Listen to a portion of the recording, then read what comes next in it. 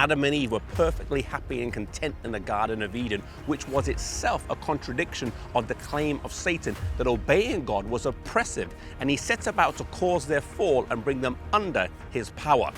The lies that were said to Eve and then repeated to Adam have been repeated over the millennia since and caused millions of people to have a false picture about the character of God. Lying at the core of the great controversy between good and evil is the question about who God is and what his character is.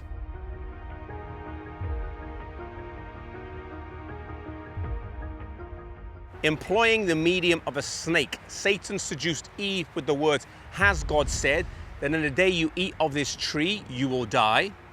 It is never safe to argue or debate with Satan, and Eve should have immediately ran, but she repeated God's words, to which Satan responded, "You shall not surely die, but in the day that you eat, you shall be like gods, knowing both good and evil." Part of this claim was true. After they ate, they did know both good and evil. But the lie that they would not surely die has formed the bedrock to Satan's deceptions and taken various guises throughout time.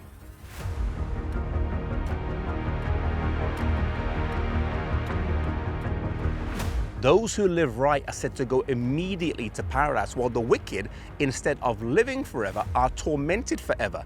This lie has turned countless people away from God.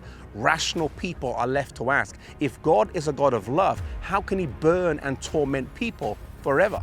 When this ghastly doctrine has been preached from Christian pulpits, with some preachers even claiming that God enjoys the suffering of the wicked, it distorts the picture of God into something that he is not. Ezekiel 33 verse 11 clearly states that God has no pleasure in the death of the wicked. Therefore, turn from your evil ways and live.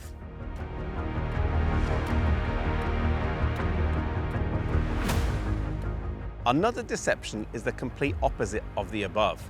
God won't torment or destroy you because he's too loving, and thus the conclusion is that all of humanity will be saved. Again, Bible texts are misconstrued and pulled out of context, with the result being that the character of God and the relationship between his justice and mercy is distorted. The Bible clearly teaches that when the living die, they rest in the grave and await for the resurrection. All the teachings about the eternal torment of the wicked and the immediate eternity for the righteous completely minimize the major teaching of the New Testament, the resurrection of Jesus, and how this foreshadows the resurrection at his coming.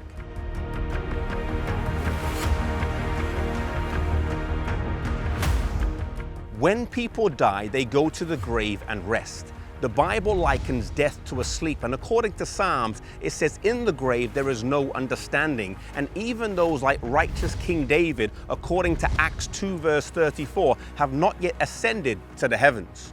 One day, everyone who has died will be resurrected, and they will come up in one of two resurrections, either the resurrection of life or the resurrection of death. And these two events are separated by the 1,000 years spoken of in Revelation chapter 20. Before the resurrection, though, there is a judgment to decide who will get to go to heaven. If the righteous are already in heaven or the wicked are already in hell, then what's the point of the future judgment?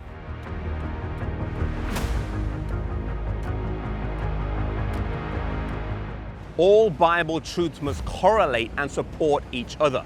When each one is run to its logical conclusion, they have to make sense. They cannot contradict each other. Death, the resurrection, the second coming, and the judgment, all of these must build a complete system of truth. When the Bible is explained as a whole, it paints a picture of how loving and fair God is. There is no denying that death is sad, from the Garden of Eden until today. But we look forward to the day when we can say, "O death, where is thy sting? O grave, where is thy victory?" May we find freedom in truly understanding God's word and not being deceived by the lies of Satan.